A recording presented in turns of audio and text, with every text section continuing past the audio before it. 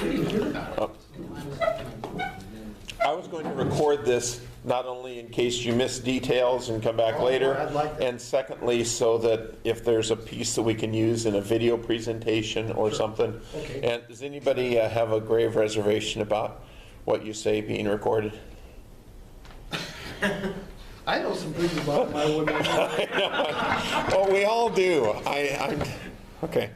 All right. So, Went by the FBI twice now, but that's, yeah. You gonna tell the possum story?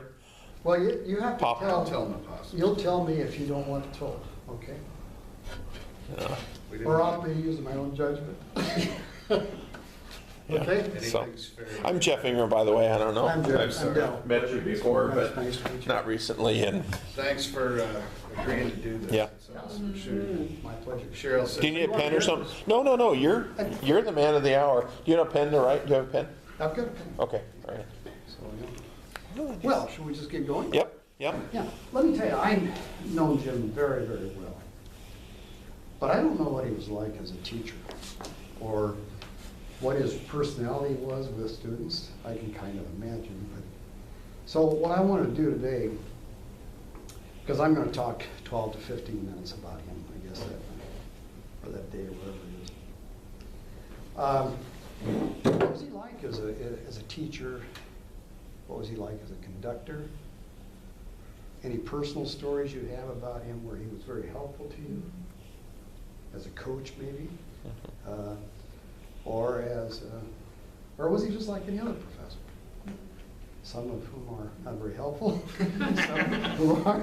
I guess tyrant is the only word that comes to mind. Well, No. some are tyrants, that's No. right. And some are really very, very interested and have your best interest at heart. Yeah. So I just want some personal reflections about him, because I don't have that. We called him Coach. Did you really? Mhm. Yeah. Yep. Well, that's about as good as you can say. So let's talk about that a little bit. And then any funny stories you have about him that would be helpful? I'm definitely more on the sentimental side of things. I didn't want to come to UNO. I wanted no connection with UNO.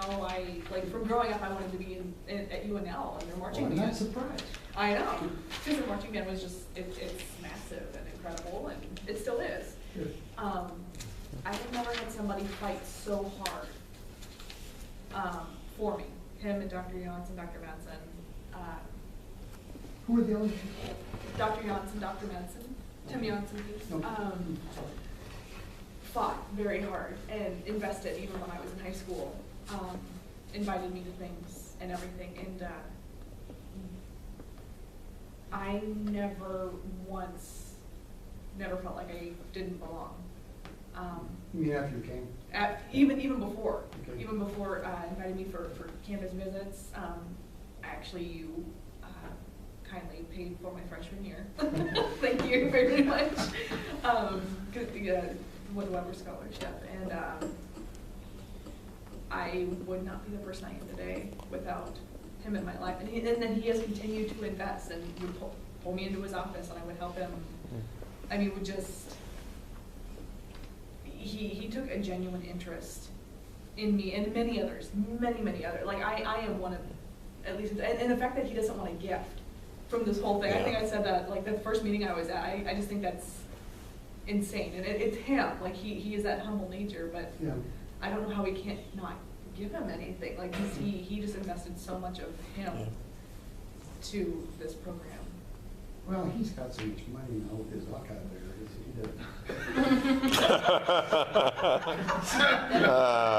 Yeah. Murmur.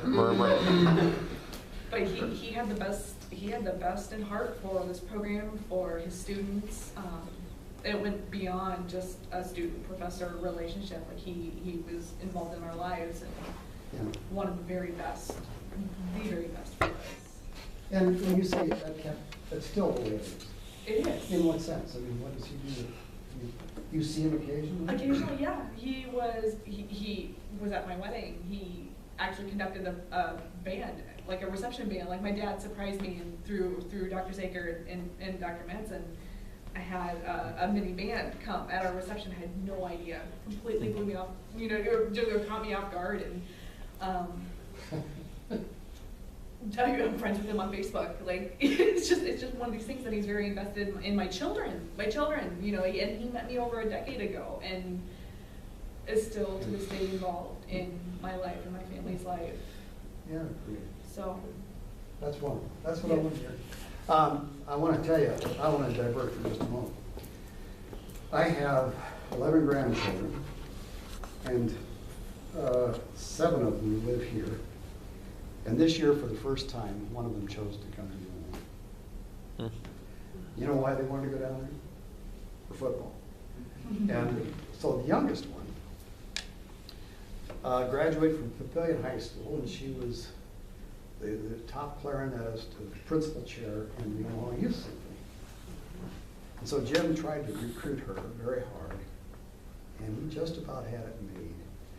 But she wanted to be in Lincoln for 1 year because she wanted to march in that band.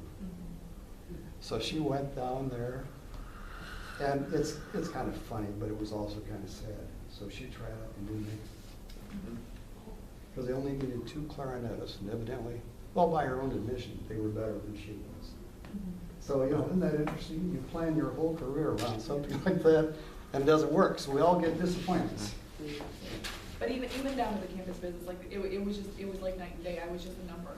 Yeah. There. And I have a lot of respect for UNL's music department. I really do. I've been involved with them, with high school honor bands and stuff like that. For Scott Anderson, like I've got a lot of respect for them. But I was more than a number. I was more than an instrument. I was more. And to this day, I'm still more than an instrument. That's helpful. Good. It's really interesting how similar our stories are, and I'm sure it's that way for a lot of people. You know, my story's the same way. It's right out of from my junior year of high school when I came up here for the jazz festival, and I met Dr. Manson and Dr. Saker, and you know, nobody at any other school I visited remembered my name. You know, but Dr. Saker, and he became great friends with me. He became great friends with my mother. My babies too.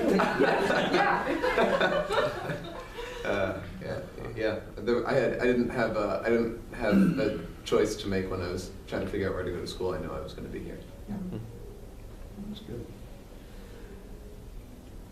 And on and on from outside of school. You know, he set me up with scholarships too that I needed, Oh my God. and I was coming from St. Louis, so I needed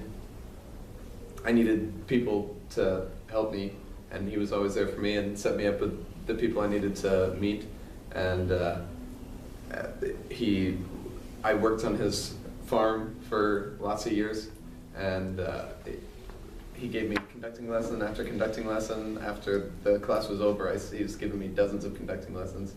I worked in the band office because he asked me to, and I spent a lot of time with that man. Yeah. And, How was he as a conductor?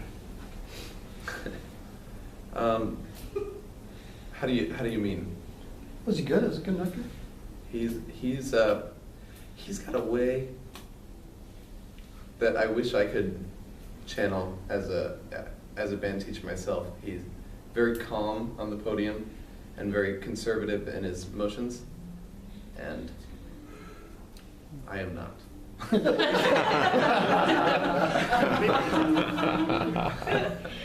And he's got a way of capturing the attention of the room with seemingly no effort, and it has to do with, you know, everybody respects him deeply for all that he does, but seemingly no effort. He's got the attention of everybody, and everybody knows what they're supposed to be doing. And I was watching the Honor Band Festival last, I don't know, a month or two ago, whatever, the Bach Festival, and he had one of the students raised her, he said, I don't know, you missed that entrance at measure 46 or whatever, and she said, well, I didn't know where one was. I couldn't find where one was, and he was very calm, and he said, well, you see back 4 measures before that, where you've got that ostinato pattern and you've got an offbeat there. You came in early So you were on, when I was giving you the downbeat, you were on beat 3. He knew exactly what she had done wrong, and he identified it and showed her the reason she couldn't see the downbeat was because she was on beat 3. And that just reminded me of what a fine educator and director he was, and he is. I mean, but I was just, it was it was really funny the way he handled it. And he didn't belittle her or whatever, because she was kind of getting on him for not conducting well enough. And he was like, well, that's not exactly the way it played out, honey. It was just a beautiful moment. But anyway. Kind of related to that, one thing that I remember that I feel like I've carried with me for life, and I was only in the band program for 1 year, sorry, Dr. Saker.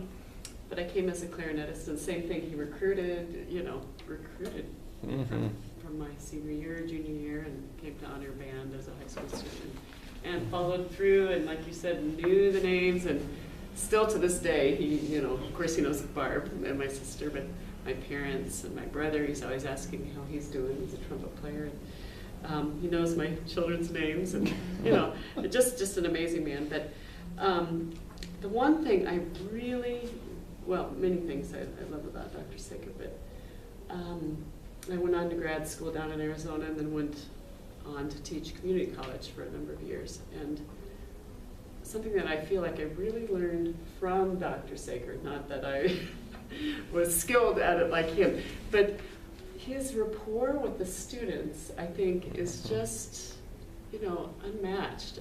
There was always this, like you mentioned, we had this great respect for Dr. Saker, and still do, but it was never, we were never felt, what's the word? It was never forced on us that we, needed to respect this man or whatever. We had this great respect for him. And like you said, suddenly the room would go quiet. He had the command of the room, but without any intimidation or any, I'm the director type of thing. And he just always had this demeanor where we were still all friends, and we were all joining in this circle to make music and learn and grow together. But yet we all, there was a clear boundary. He was the professor and the teacher. Yeah. But it was just so welcoming and just so positive and joyful. And I thought, wow, that's not an easy balance It's like sometimes for magic, I people. love it, doesn't it? Because a lot of times it's either teachers are a little bit too lax, and I think I think there needs to be a good separation there. Yeah. But then to be right on that point where I think it was just a perfect mix of, professionalism and the teacher, the role of the teacher. Yet, we all love to visit with him and gather, and just a really special thing. That is a special thing. And you always felt like you were important. All of us were, and he really did care about everyone in the room. And I think that really came across so clearly and was a special thing. So. And still along those lines too, I was almost grieving at the fact that he was retiring, because I want people to have that experience. I want college kids to have that experience, because I think it's rare. I do. And I think there's something within the music department that's rare, period, and weird, It's just the way it is. Like, fine arts is just, we're our own little world. But as excited as I was for him, because I know, he's just had ups and downs with health, and just different things, like, so stoked that he's able to do this, but I was sad, because I would love for everybody to have that experience coming into college, because I think, you are so vulnerable as a freshman, regardless if you're 19 or if you're 42, it doesn't matter like how old you are as a freshman. It's just, you touched on something that really is a huge problem. It's a key to being a great professor, coach, and being friendly and feeling like you're all a part of what it is you're trying to do, without losing your professionalism also. That's not an easy thing to do, and some people never achieve it. So it's great. Well, I wasn't recruited. Of course not. I'm feeling a little left out, but You were a horn player. I was a Yeah, horn who needs player. that? Were you a tuba player? no French horn player. Okay, French horn. French horn player. And I came in the fall of '81, and I was actually a business major, but I had come and played in an honor band. So I thought, you know, I'll do band. And I remember the first day after practice, I was getting ready to leave, and he's like, well, you're going down to the picnic, aren't you? And I'm like, no. And so he had me ride with Ruda. Ruda took me down to the picnic. And A kidnapping, is that what you're saying? almost kidnapped me, but I would have been one of those kids that would have just disappeared. But I think he recognized that, and he got me involved, and Yeah. he believed in me when I didn't believe in myself. He gave me so many opportunities. He gave me the opportunity to become band manager. He gave me opportunity to be drum major, which I still am a little shocked, but What was he thinking? I mean, you have to don't wonder. know, but he gave it to me, and he really impacted my life. And I got the opportunity to travel with him. We went to Kansas City, the Denver Broncos game. I got to play for President Reagan when he was down at the Civic Auditorium. Do you remember how the Secret Service didn't have a sense of humor? Oh, They did yes, not. they did not. They didn't think my jokes were funny. Oh, I can't Oh, imagine. my. I mentioned guns in my trombone case, and they did not laugh. Oh, Like you reached into my it's a wonderful thing you're here. It is. You could still be wrong. Anyway, I'm sorry, Don. Yeah, Sorry. yeah. I just ruined your beautiful moment. I'm a jerk. Sorry. I got to go to Europe twice with him. Really? Wow. He was a groomsman in my wedding. Really? I did not know My that. wife was a teacher here in town and had to stop mid-semester teaching. We called him, and he gave us a student who came in and filled in that semester. Wow. And then the next year, I came to alumni band, and he asked how my wife was doing. I mean, he remembered. And then my son, when he came here, when I walked on campus with him, it just was a wonderful place to be. That's wonderful. And with working with him, one of the things, I always remembered how he said he always liked to learn students' name and something about them. And how he knew kids' names and he could speak. I And mean, he he knew remembered. he knew He who they were. remembered, yeah. And that just surprised me. Mhm. Because watching him with all the honor bands and all that sort of stuff, he knew kids and he could knew them by name and he would address them by name. And he was genuinely interested too. I mean, You have know, to be, it those wasn't- two go It wasn't together. just, like, I need to make sure I remember these names, because I might need to recruit these people. He genuinely was interested in recruiting people, I think. I wonder how many non-music majors were as heavily involved as we were. Yeah. Because I was a There- non-music major. There's a lot. When I came in, my first semester here was fall of '80. And I marched and played the first year, and I never played again in the marching band because I was a drum major for a couple of years. And, the low brass, the drum line, all that stuff, but back then we didn't have grad assistants. Didn't have. No, we didn't. There's no graduate program in the That was department then. before that, so Yep. it was Doug Kaiser and I, and we're drum majors, and Jim was the band director, and the three of us pretty much did that. I didn't, but I would have never thought about, because it was a non-music major, I didn't think about conservative motion, conservation of motion when he's directing or things like that. Because my relationship with him was obviously musical, because we did so many things, band oriented, but it was kind of outside of music, really. I learned almost everything I know about managing people from Jim Sager, actually.